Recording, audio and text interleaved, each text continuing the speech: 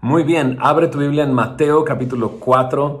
El día de hoy vamos a terminar el capítulo 4 de Mateo, el final del capítulo 4 de Mateo, porque la próxima semana entraremos al Sermón del Monte, la enseñanza más amplia del Señor Jesús en el Evangelio de Mateo, y estaremos algunas semanas ahí meditando en las palabras de Jesús. Pero ahorita, el día de hoy, vamos a ver del versículo 12 hasta el final, versículo 25, así es que vamos a leerlo. Después de leerlo vamos a ir poniendo atención a cada detalle que aparece en esta porción de la Escritura. Dice así, Mateo 4, versículo 12. Cuando Jesús oyó que Juan estaba preso, volvió a Galilea. Y dejando a Nazaret, vino y habitó en Capernaum, ciudad marítima, en la región de Zabulón y de Neftalí, para que se cumpliese lo dicho por el profeta Isaías cuando dijo, tierra de Zabulón y tierra de Neftalí, camino del mar, al otro lado del Jordán, Galilea de los gentiles. El pueblo asentado en tinieblas vio gran luz, y a los asentados en región de sombra de muerte, luz les resplandeció. Desde entonces comenzó Jesús a predicar y a decir, arrepentíos, porque el reino de los cielos se ha acercado. Andando Jesús junto al mar de Galilea, vio a dos hermanos, Simón, llamado Pedro, y Andrés, su hermano, que echaban la red en el mar porque eran pescadores. Y les dijo, venid en pos de mí y os haré pescadores de hombres. Ellos entonces, dejando al instante las redes, le siguieron. Pasando de allí, vio a otros dos hermanos, Jacobo, hijo de Zebedeo, y Juan, su hermano, en la barca con Zebedeo, su padre, que remendaban sus redes, y los llamó. Y ellos, dejando al instante la barca y a su padre, le siguieron. Y recorrió Jesús toda Galilea, enseñando en las sinagogas de ellos y predicando el evangelio del reino y sanando toda enfermedad y toda dolencia en el pueblo.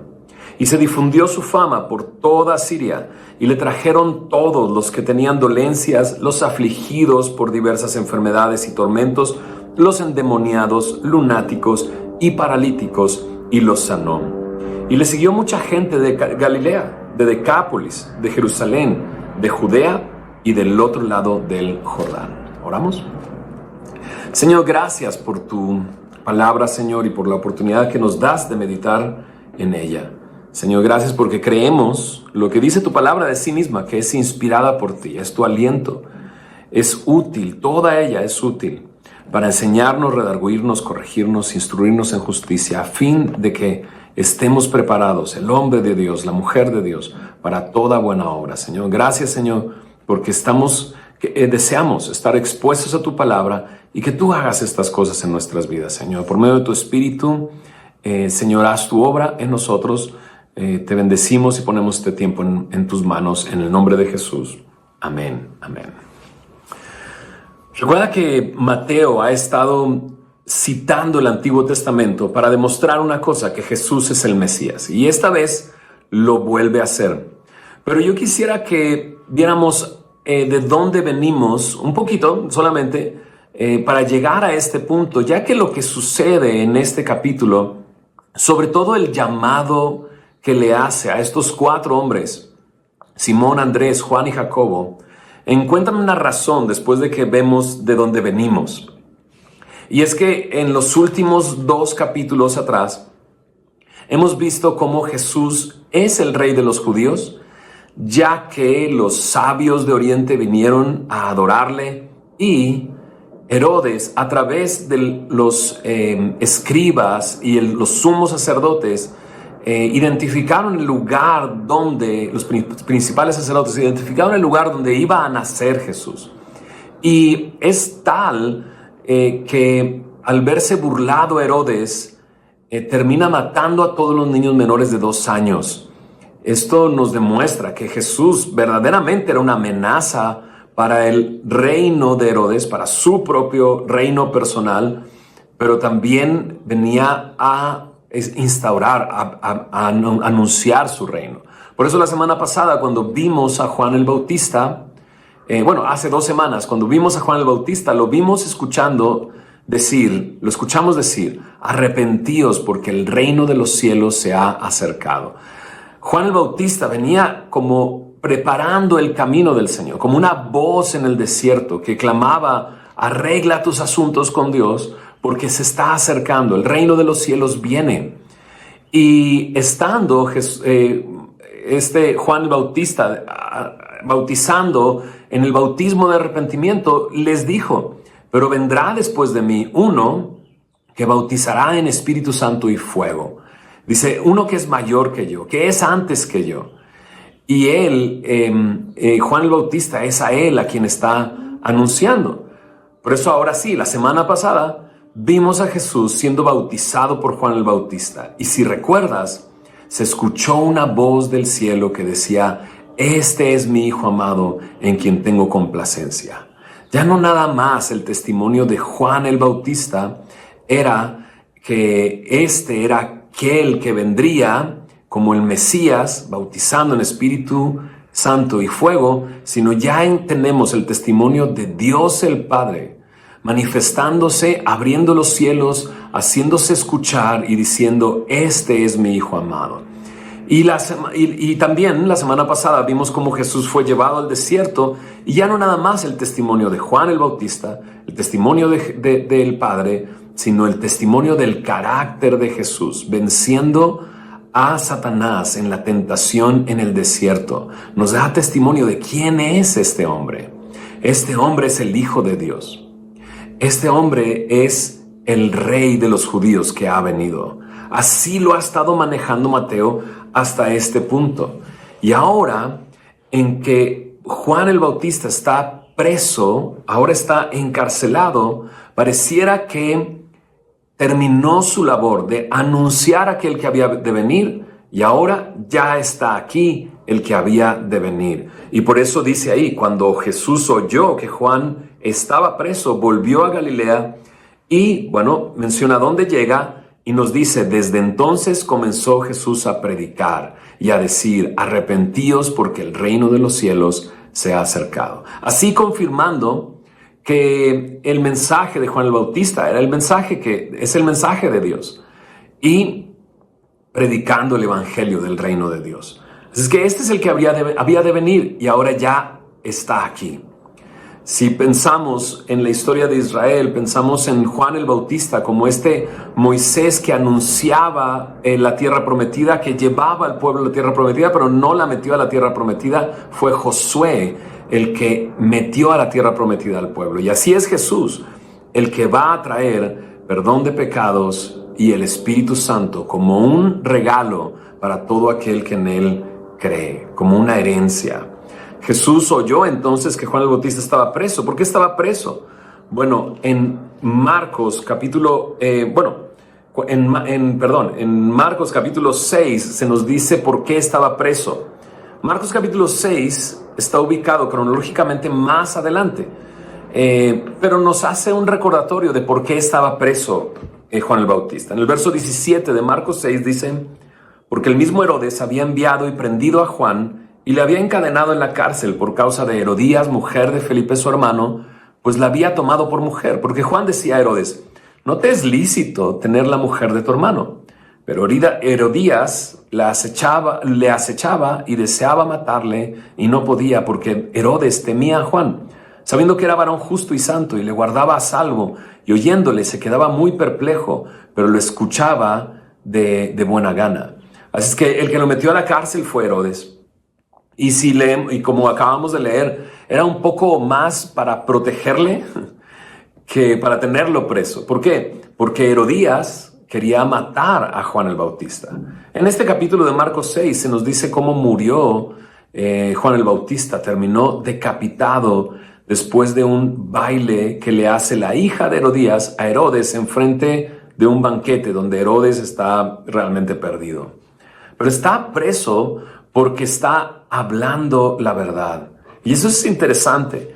Está hablando la verdad. ¿Por qué? Porque Juan confrontaba a Herodes con su pecado. Había tomado a la mujer de su hermano, y esto Juan le decía: esto no es lícito, esto no es lo correcto.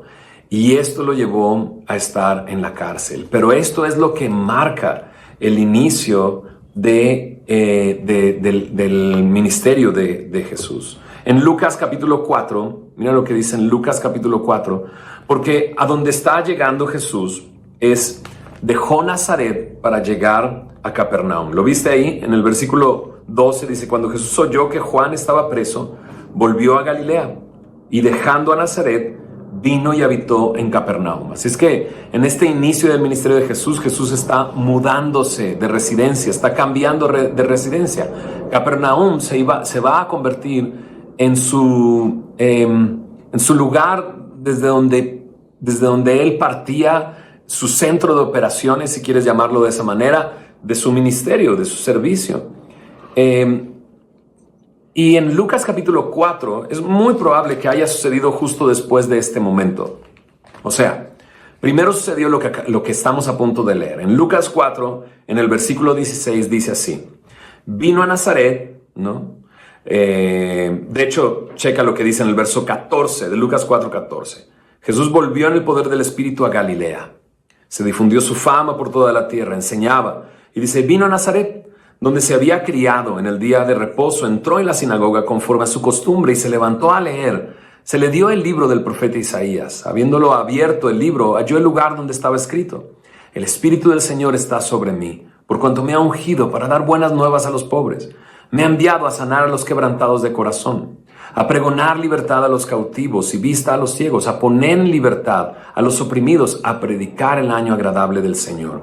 Y enrollando el libro, lo dio al ministro y se sentó, y los ojos de todos en la sinagoga estaban fijos en él. Y comenzó a decirles, hoy se ha cumplido esta escritura delante de vosotros. Ya hemos pasado por esta escritura, pero era importante volverlo a resaltar por el final de la porción que tenemos el día de hoy, donde vemos a Jesús trayendo libertad a aquellos que estaban oprimidos y cautivos por demonios, e incluso sanando y dando sanidad a los que estaban enfermos y a los que estaban, dice ahí, con dolencias, a los que tenían afligidos por dolencias. Jesús comenzó en Nazaret a anunciar que ya estaba aquí.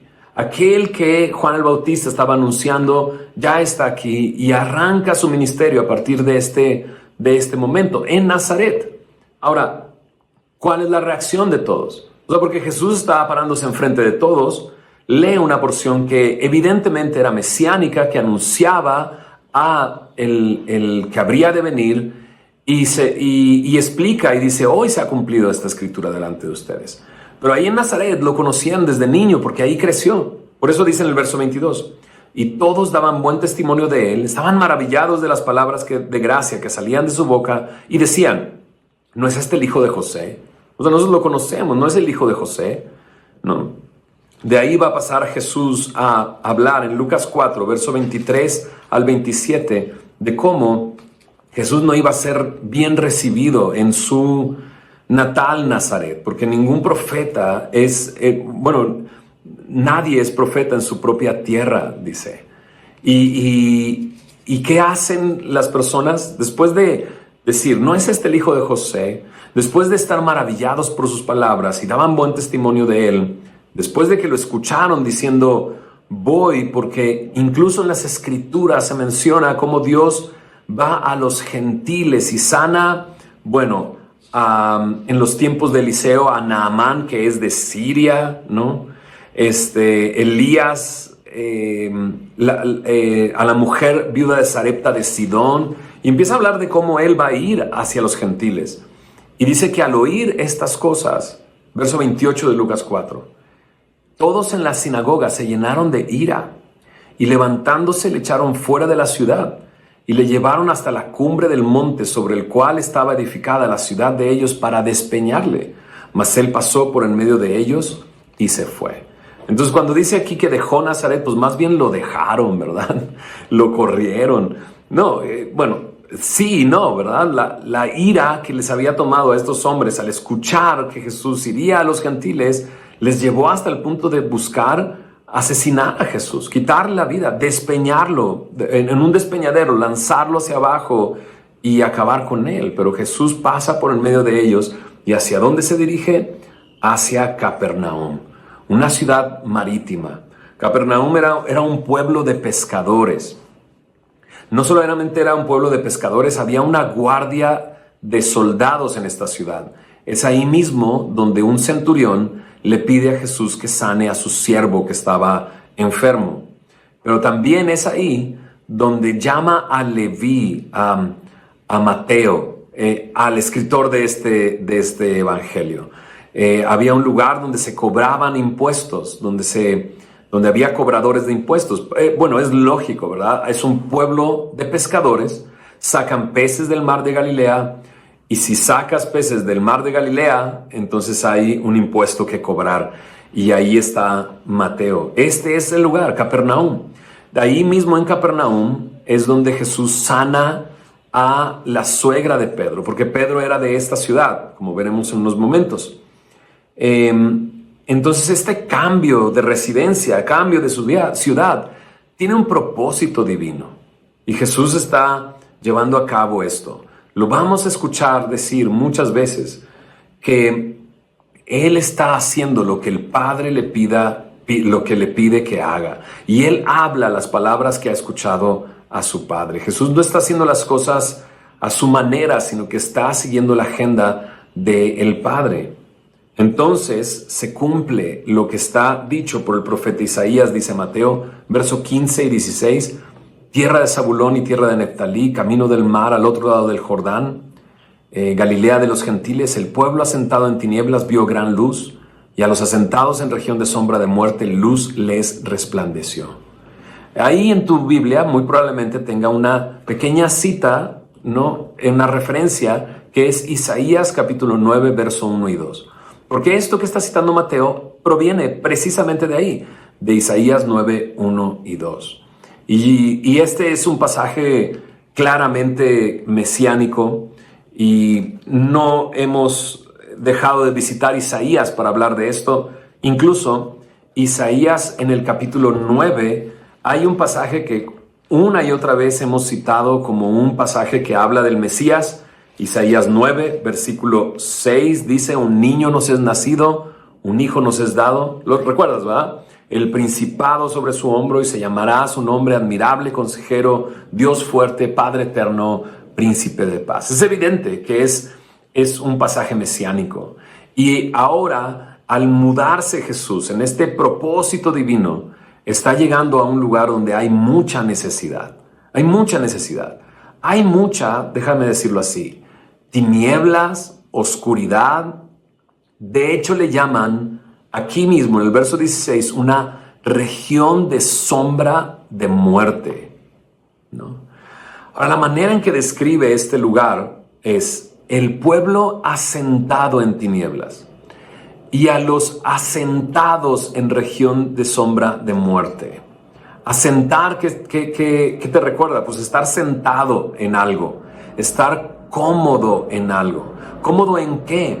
En esta condición habitual de pecado y de depravación. Jesús está llegando a un lugar donde hay muerte, donde hay tinieblas. Y si te pones a pensar, cualquier lugar a donde Jesús llega es un lugar así, lleno de tinieblas, lleno de pecado, lleno de depravación. ¿O acaso tú recuerdas otra manera? O sea, que tu estado era distinto a este cuando Jesús llegó a tu vida. Jesús llegó a nuestra vida cuando estábamos así, muertos, en tinieblas, en sombra de muerte. Y Jesús está llegando a este lugar, a los gentiles. Sin duda, esto es un shock para el pueblo de Israel, aun cuando ya estaba escrito esto. O sea, lo que quiero decir es que los judíos eran muy nacionalistas, ¿no? Y veían al Mesías viniendo a instaurar un reino para ellos y perdían de vista que el plan de Dios era mucho más amplio. Lo mencionamos desde la primera conferencia que dimos de Mateo, la primera enseñanza de Mateo en el capítulo 1, nos dimos cuenta que la promesa que Dios le hizo a Abraham era para todas las familias de la tierra. En ti serán benditas todas las familias de la tierra. Por lo tanto, el plan de Dios es mucho más grande que solamente Israel. Y aquí una vez más se vuelve a comprobar. Jesús viene a Galilea de los gentiles, a todas las familias, a un lugar lleno de pecado, de depravación y de tinieblas. Y sabes, solamente esta pequeña escena, el pueblo asentado en tinieblas vio gran luz. Los asentados en región de sombra de muerte, luz les resplandeció. Me recuerda el estado del hombre, mi estado antes de conocer al Señor Jesús, de tinieblas. Mira lo que dice en Efesios capítulo 4, versículo 18. Efesios 4, 18 dice de esta manera. Dice, teniendo el entendimiento entenebrecido. Es más, mira lo que dice desde el verso 17. Efesios 4, 17. Esto pues digo y requiero en el Señor, que ya no andéis como los otros gentiles, que andan en la vanidad de su mente, teniendo el entendimiento entenebrecido, ajenos de la vida de Dios, por la ignorancia que en ellos hay, por la dureza de su corazón, los cuales después que perdieron toda sensibilidad se entregaron a la lascivia para cometer con avidez toda clase de impurezas. Pablo lo que está haciendo aquí es describir la condición del hombre sin Dios.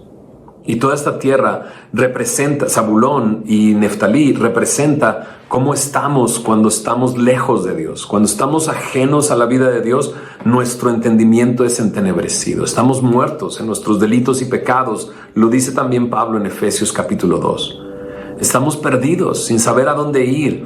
Y no solamente eso, ya estamos tan hundidos en esto y nuestro pensamiento es tan entenebrecido que pensamos que estamos solamente sobreviviendo a esto que es la vida y nos dejamos llevar a tal punto que se pierde toda sensibilidad y terminamos lastimando a otros, dañando a otros, viviendo nuestra vida egoísta, atropellando a quien sea solamente para conseguir lo que a nosotros nos gusta. Sin duda está describiendo una situación así. Pero a este lugar de soledad, de egoísmo, de tinieblas, entenebrecido, está llegando, dice ahí, luz. Mira lo que dice en Romanos capítulo 8, en el versículo 7, también describiendo esta condición, dice en el verso 7, pues cuanto los designios de la carne son enemistad contra Dios, porque no se sujetan a la ley de Dios, ni tampoco pueden, y los que viven según la carne no pueden agradar a Dios. ¿Sabes? No solamente la condición del hombre es de oscuridad, de tinieblas, ya hay una insensibilidad en su corazón, en su vida, solo por hacer lo que él quiere. Y cuando reacciona, porque hay momentos así, en que como que reaccionas y dices, y yo recuerdo momentos en mi vida en los que estaba viviendo en pecado, pero había algo que me disparaba me tengo que frenar, tengo que detenerme, ¿qué estoy haciendo? Ya sea, no sé, una película, una frase, un evento, un suceso, unas circunstancias en mi vida me hacían detenerme y frenar y cuestionarme, pero eso era una cosa. Otra cosa es si podía salir de ahí. Y la respuesta es no puedes. Los designios son enemistad contra Dios, los designios de todo hombre. Y no pueden sujetarse a la ley. No pueden. Y no hay manera de tratar de salir de ahí uno mismo. Tiene que llegar la luz. Y eso es lo que está llegando a la tierra de Zabulón y a la tierra de Neftalí. Mira lo que dice 2 de Corintios, capítulo 4, versículo 6. 2 de Corintios 4, verso 6. Dice ahí, porque Dios, escucha, que mandó que de las tinieblas resplandeciese la luz, es el que resplandeció en nuestros corazones para iluminación del conocimiento de la gloria de Dios en la faz de Jesucristo. Eso es lo que Dios quiere hacer. Si tú te encuentras en una situación así de oscuridad, de tinieblas, de pecado, de egoísmo, donde estás ahí y hay un destello de repente que te hace despertar, pero ni siquiera puedes restaurar las cosas, regresar.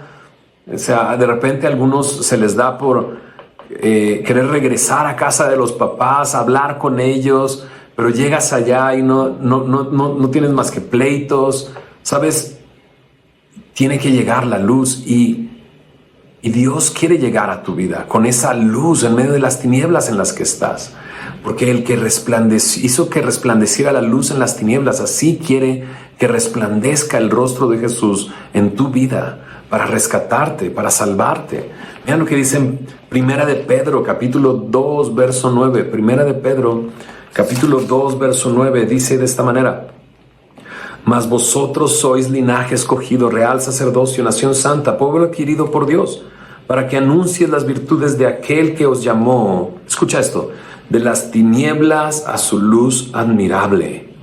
Dice, vosotros en otro tiempo no erais pueblo, pero que ahora sois pueblo de Dios. Que en otro tiempo no habías alcanzado misericordia, pero ahora habéis alcanzado misericordia. En la misericordia de Dios, Él quiere acercarse a tu vida y llenarte de luz y traer luz a tu vida. Es más, Jesús mismo en Juan capítulo 8, en otro de los evangelios, en Juan capítulo 8 se identifica a Él como luz. Juan 8:12 dice, otra vez Jesús les habló diciendo, yo soy la luz del mundo. El que me sigue no andará en tinieblas, sino que tendrá la luz de la vida. La luz había llegado a este lugar de tinieblas. La luz puede llegar a nuestra vida llena de soledad y llena de tinieblas. Jesús puede resplandecer su luz en nuestra oscuridad si estamos asentados, cómodos, disfrutando y no queriendo salir de un lugar como las tinieblas. ¿Qué es lo que dice Jesús? Yo soy la luz del mundo, el que me sigue no andará en tinieblas, sino que tendrá la luz de la vida. Es por eso que Jesús comenzó a decir estas palabras. Verso 17 de Mateo 4. Desde entonces comenzó Jesús a predicar y a decir, arrepentíos porque el reino de los cielos se ha acercado. Mateo ha estado utilizando esta frase, reino de los cielos. Ya lo vimos cuando mencionó que Juan el Bautista predicaba precisamente esto, arrepentíos porque el reino de los cielos se ha acercado. Y Juan el Bautista lo anunciaba como algo que habría de venir. Jesús ahora lo está anunciando como algo que ya está aquí. Esta misma frase podría decirse de esta manera, arrepentidos porque el reino de los cielos ya está entre nosotros. Y Jesús más adelante va a decirlo aún más claramente, el reino de los cielos está entre ustedes. Y pues claro, por eso mencioné un poco a Herodes cuando se vio amenazado por el reino de Jesús, cuando aún era un bebé, tan amenazado que terminó matando a todos los niños menores de 2 años, hombres. Y es que cuando dice Jesús, arrepentíos porque el reino de los cielos se ha acercado, está aquí, esta es la respuesta que necesitamos tener. Ha llegado el Rey, ha llegado la luz. ¿Qué tengo que hacer? Arrepentirme. Necesito arrepentirme. ¿Qué es arrepentimiento? Lo mencionamos. Es un cambio de mente que produce un cambio de vida. Estoy caminando hacia un lugar, me detengo y camino hacia el otro lado. Y dices, bueno, es que lo he intentado hacer. Bueno, hay cosas que confundimos. A veces confundimos remordimiento por arrepentimiento. Nos remuerde la conciencia lo que hicimos. Nos sentimos mal por un momento, pero seguimos caminando igual. Seguimos caminando igual. Y quizás en algún momento sí hubo un arrepentimiento. Y dices, ok, hay arrepentimiento. Y me detengo y trato de regresar hacia atrás para darme cuenta que no duró mucho tiempo en ese camino hacia atrás. Y vuelvo a regresar otra vez a los malos caminos, a las sendas que me estaban llevando a las tinieblas. Y vuelvo a sentarme en región de sombra de muerte. ¿No? ¿Qué tengo que hacer? Es que este es el mensaje. Arrepentíos porque el reino de los cielos se ha acercado. No solamente tengo que arrepentirme, tengo que recibir su reino. Y recibir su reino no quiere decir otra cosa más que asumir que yo no soy el rey y darle el lugar a Él como mi rey. Él es mi rey. Él es mi dueño. ¿Sabes? Hay un trono en nuestro corazón y nunca está vacío. Escúchame bien, hay un trono en nuestro corazón y nunca está vacío. Alguien lo ocupa, ya sea alguna afición, algún vicio, alguna cosa, ¿no? Riquezas, dinero, un coche, no sé, tus talentos, tus méritos. están sentados en ese trono. O ya sea que tú estés sentado en ese trono, o una persona está sentada en ese trono y que motiva tus pasos, tus decisiones y tu inversión de tiempo y de dinero incluso. Pero aquí está, arrepentíos porque el reino de los cielos se ha acercado. El reino de Dios está aquí. ¿Qué vas a hacer? Como Herodes, tratar de rechazarlo, sentirte amenazado o decirle, Dios, ya estoy cansado de ser mi propio rey, ahora quiero que tú seas el rey en mi vida. Ahora checa esto, es Jesús el que llegó. Me encanta esto. Es Jesús el que llega. Es Jesús el que llega a esta región de tinieblas, a esta región de muerte. Es Jesús el que puede llegar a nuestras vidas. Ahora necesitamos escuchar esto, arrepiéntete. El reino de los cielos está aquí. Sigamos adelante, dice así en el verso 18. Andando Jesús junto al mar de Galilea, vio a dos hermanos, Simón llamado Pedro y Andrés su hermano, que echaban la red en el mar porque eran pescadores. ¿No? A estos dos ya los habíamos visto, no en el Evangelio de Mateo, pero previo a este encuentro que tiene Jesús con ellos, en Juan capítulo 1 se nos narra cómo Andrés era un discípulo de Juan el Bautista. Y Juan el Bautista de repente apunta hacia él es el Cordero de Dios, y comienzan a seguir a Jesús. Y Andrés va con él y le pregunta a Jesús, ¿qué estás buscando? Y entonces Andrés va por su hermano Simón y le dice a Simón, hemos hallado al Mesías, que traducido es el Cristo. Y cuando llegan con Jesús, Jesús le dice, tú eres Simón, hijo de Jonás, tú serás llamado Cefas o Pedro, ¿no? ¿Qué quiere decir Pedro? Piedra. Pero ahora es Jesús llegando a Capernaum, ¿no? No son ellos siguiendo a Jesús y de curiosos, sino es Jesús el que se acerca y llega con ellos y los ve echando las redes en el mar. Eran pescadores. Y Jesús les dice estas palabras, venid en pos de mí y os haré pescadores de hombres. Ellos entonces, dejando al instante las redes, le siguieron. Sigamos, verso 21. Pasando de allí, vio a otros dos hermanos, Jacobo, hijo de Zebedeo, y Juan, su hermano, en la barca de Zebedeo, su hermano, su padre, que remendaban las redes, y les llamó. Y ellos, dejando al instante la barca y a su padre, le siguieron. Creemos que es el mismo llamado que les hizo a Andrés y a Simón. Ven en pos de mí y os haré pescadores de hombres.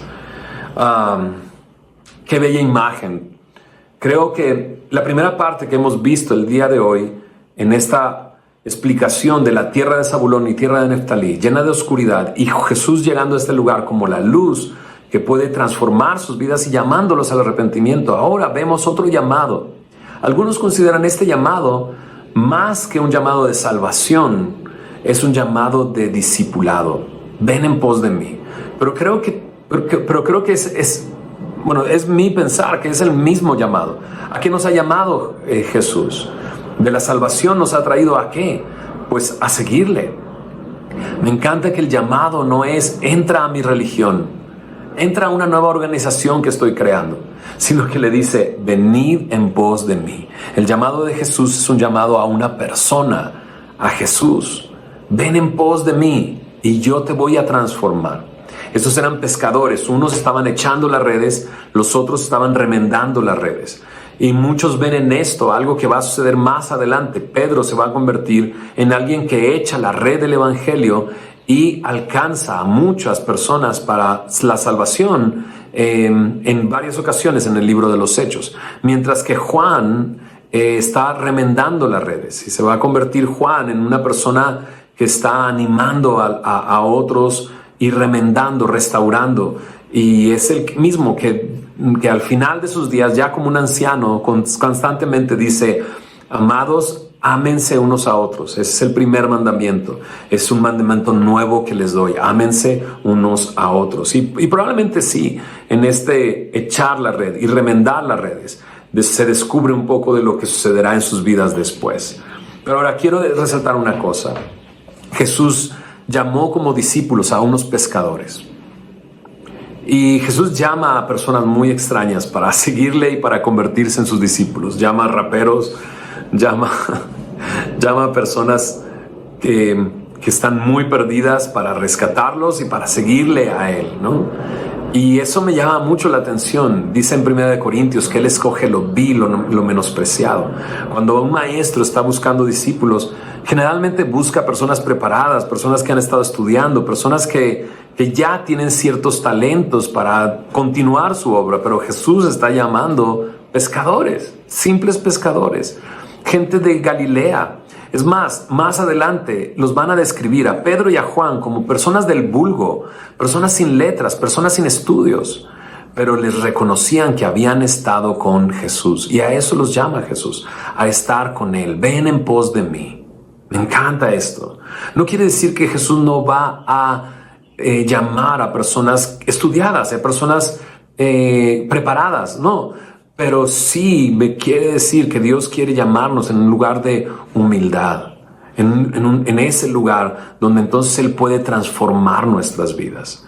Y la verdad es que aun cuando nos hemos preparado y entendido y mucho, estudiado mucho, al final de cuentas estamos en las mismas tinieblas y nuestro entendimiento está entenebrecido. Y necesitamos que la luz llegue a nuestra vida y nos rescate de ahí.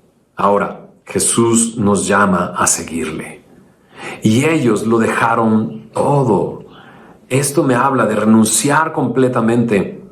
No solamente ellos están renunciando a sus trabajos, a sus empleos, al medio en el cual ellos reciben recursos para sus familias. Y no es precisamente que nos esté llamando Dios a dejar tu trabajo, o a lo mejor sí, probablemente sí, para seguirle y para servirle. Pero sí entiendo una cosa, el reino de Dios es un tesoro tan preciado que cualquier otro tesoro parece inservible, no tiene mucho valor, pierde completamente su valor. Y creo que aquellos que han decidido seguir a Jesús de esta manera, como sus discípulos, se han dado cuenta de esto, de dejarlo todo por aquel que vale la pena. Y Jesús vale la pena dejar todo para seguirle. Acuérdate, ¿a quién están siguiendo? O sea, no, Jesús no está rogando por favor síganme, necesito personas que me ayuden. No, Jesús es el Hijo de Dios. Jesús es el que venció, o sea, según el contexto en el que está escrito esto, Jesús es el que venció a Satanás en el desierto, sus tentaciones con la palabra de Dios. Fue probado su carácter, fue probado si Él era el Hijo de Dios. Ya que eres el Hijo de Dios, convierte estas piedras en pan. Y lo pudo haber hecho Jesús, pero venció a la tentación. Y Él es el Hijo de Dios, declarado por esta voz en el cielo, la voz del Padre, cuando está siendo bautizado por Juan el Bautista. Es el Hijo de Dios el que los está llamando. Y ellos lo dejan todo.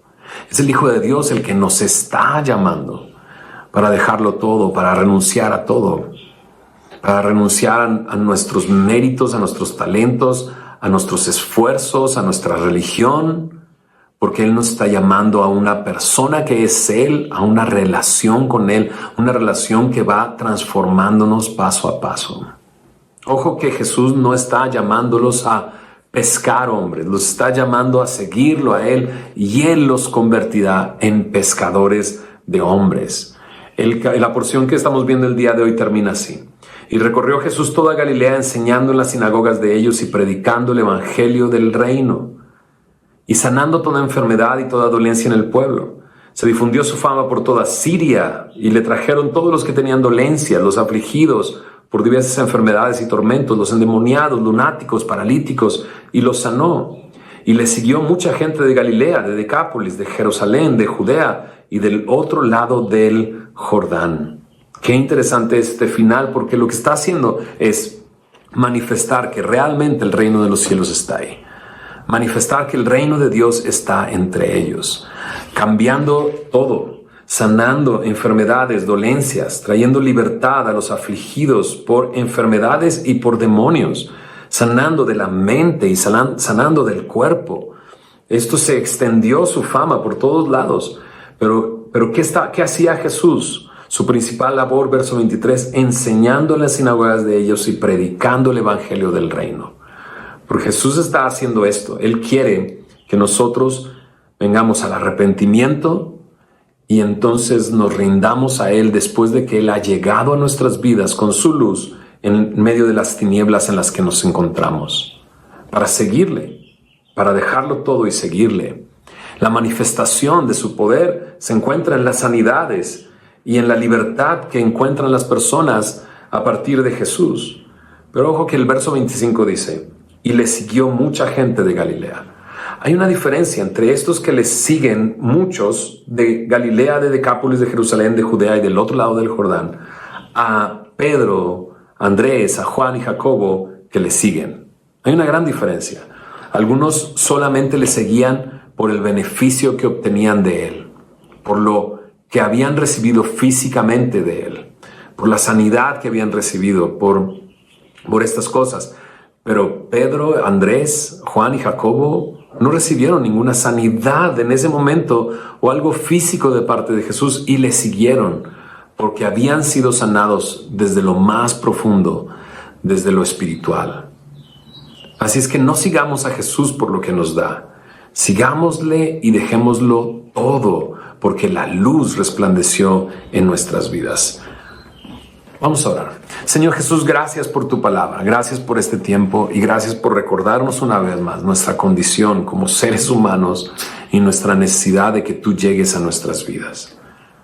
Luz resplandeció en las tinieblas y así tú llegaste a muchos de nosotros y así tú quieres llegar a aquellos que están en tinieblas el día de hoy. Señor, tú puedes transformar sus vidas y hacer nuevas todas las cosas en sus vidas. Haz tú la obra, Señor. Y gracias, Señor, porque ahora estamos entendiendo que el llamado es a seguirte a ti. No es a unirme a una religión, no es a formar parte de un club, es a seguirte a ti. Y es un llamado individual y personal. Señor, yo sé que muchos están conectados y que siguen las enseñanzas que damos, pero Señor, no queremos que sigan un canal de YouTube, no queremos que nos sigan a nosotros, no queremos que sigan a una iglesia. Señor, queremos que te sigan a ti porque el llamado es personal. Haz, Señor, este llamado personal a todos los que están escuchando el día de hoy esta transmisión y que verán este video. Y que te sigan a ti, Señor, que no nos sigan a nosotros, que te sigan a ti, Señor. Porque el llamado es personal, es individual y es hacia tu persona. Y que ellos puedan ver cómo pueden ser transformados al seguirte. Y Señor, haz que todos te sigamos. En el sentido de, no importa en qué lugar estamos, cómo estamos, cuál es nuestra condición. Tú llamas a lo vil, a lo menospreciado, a lo que no es, a lo débil, para seguirte. Es que, Señor, que nadie se sienta fuera de ese llamado, ni por edad, ni por lugar, ni por conocimiento, ni por entendimiento, ni por nada de eso, Señor. Porque tu llamado es para seguirte a ti y para todos nosotros, Señor. Haz tú la obra, Señor, que podamos ver cada vez más discípulos siguiéndote a ti y siendo transformados por ti y siendo usados por ti. Señor, tu manifestación de tu reino se puede ver alrededor de nosotros, Señor, porque tú eres el Rey. Tú estás transformando vidas, Señor, y te damos gracias por eso. Permítenos seguir predicando y enseñando y pescando hombres, Señor, que otros puedan conocer que el arrepentimiento y la fe les pueden dar salvación. En el nombre de Jesús. Amén. Antes de despedirnos, yo quiero leerte un pasaje y hacer una invitación a aquellos que están por primera vez con nosotros. Mira lo que dice en Juan capítulo 3, a partir del versículo 19. Juan 3, 19 dice así. Bueno, desde el 16, déjame leerlo desde el 16. De tal manera amó Dios al mundo que ha dado a su Hijo unigénito, para que todo aquel que en él cree no se pierda, mas tenga vida eterna. Porque no envió Dios a su Hijo al mundo para condenar al mundo, sino para que el mundo sea salvo por él. ¿Sabes? Si estás por acá por primera vez, Jesús no vino para condenarte. Jesús vino para salvarte. Checa lo que sigue. El que en él cree no es condenado, pero el que no cree ya ha sido condenado. ¿Sabes? No es Jesús el que te condena, sino tu propio pecado te está condenando. Lo mencionamos, las tinieblas y estar sentado en lugar de tinieblas y región de muerte. No te está llevando a ningún lugar bueno, sino está está condenando tu vida. Dice, el que en él cree no es condenado, pero el que no cree ya ha sido condenado porque no ha creído en el nombre del unigénito Hijo de Dios. Porque hay una transformación en el momento en que tú crees en el Señor Jesús. Eres libre de la condenación que tu propio pecado te está imponiendo sobre tu vida. Él quiere librarte. Necesitas creer en el Señor Jesús. Verso 19, eso es lo que quería leer. Y esta es la condenación, que la luz vino al mundo y los hombres amaron más las tinieblas que la luz porque sus obras eran malas. Porque todo aquel que hace lo malo aborrece la luz y no viene a la luz para que sus obras no sean reprendidas. Mas el que practica la verdad viene a la luz para que sea manifiesto que sus obras son hechas en Dios. La luz vino al mundo. Ve, recibe su salvación. Arrepiéntete y cree en el Señor Jesús. La condenación es esta, que la luz vino al mundo, pero los hombres amaron más las tinieblas que la luz. No ames más las tinieblas. Cree en el Señor Jesús y serás salvo. Él quiere salvarte. Él quiere darte una nueva vida. ¿Qué tengo que hacer? A lo mejor me preguntarás, Fermín, ¿qué es lo que tengo que hacer? Lo que tienes que hacer es eso, arrepentirte y creer en el Señor Jesús. Creyendo, tendrás vida eterna. Yo quiero hacer una oración. Y si tú quieres hacerla desde tu corazón, entendiendo lo que estás diciendo y hablando, quizás esto haga que tú comiences una relación con Dios el día de hoy. Digo quizás porque no quiero que pongas tu esperanza en una oración. Eso es lo que has estado haciendo muchos años y no ha pasado nada. Sino que en realidad recibas su gracia, reciba su amor, Él resplandezca su rostro sobre ti y tu vida sea transformada, creyendo en el Señor Jesús. Es que si quieres hacer esta oración, hazla después de mí con tus propias palabras, pero recuerda que esto solamente es el comienzo. ¿Por qué? Porque el creer es algo que todos los días tengo que hacer. El arrepentirme es algo que todos los días tengo que hacer. Así es que si estás ahí, estás listo, dile de esta manera: Señor Jesús, dilo con tus propias palabras. Señor Jesús, el día de hoy he entendido que tú me amas. He entendido que no quieres condenarme. He entendido que el Rey está aquí y que la luz está llegando a las tinieblas. Señor, estoy en tinieblas. Díselo, estoy en tinieblas, estoy en pecado y estoy condenado. Ahora entiendo que estoy condenado. Pero tú has venido no para condenarme, sino para salvarme. Señor Jesús, me arrepiento de mis pecados. Me arrepiento de mis pecados. Y creo que tú, Jesús, eres el Rey, el Hijo de Dios, que me está haciendo un llamado para salir de las tinieblas y llevarme a tu reino de luz. Señor Jesús, gracias, dile gracias por morir por mí en esa cruz. Gracias por rescatarme. Gracias por darme una vida nueva, una vida eterna. Di por último, en el nombre de Jesús. Amén. Déjame hacer una oración por ti. Señor, gracias por estos hombres y mujeres que han hecho esta oración. Permítele seguirte conociendo. Permítele, Señor, seguir viviendo para ti, Señor. A partir del día de hoy, Señor, llénales de tu Espíritu Santo y haz la obra que ninguno puede hacer, que solamente tú puedes hacer. Espíritu Santo, guíales a la verdad. Te lo pido en tu nombre, Señor Jesús. Amén, amén. Si tú hiciste esta oración y tú has creído en el Señor Jesús el día de hoy, manda un mensaje a este teléfono que aparece por acá, 5552771427, es nuestro celular para recibir mensajes de WhatsApp. Manda por mensaje de WhatsApp: he creído en el Señor Jesús hoy, he nacido de nuevo. Escríbele: me arrepentí y creo en el Señor Jesús. Escribe esas palabras y nos vamos a poner en contacto contigo. Queremos llevarte un regalo hasta tu casa. Si vives aquí en la zona metropolitana de la Ciudad de México, si vives fuera, bueno, veremos la manera, pero queremos hacerte llegar un regalo y queremos darte algunos consejos en esta nueva vida que acabas de comenzar.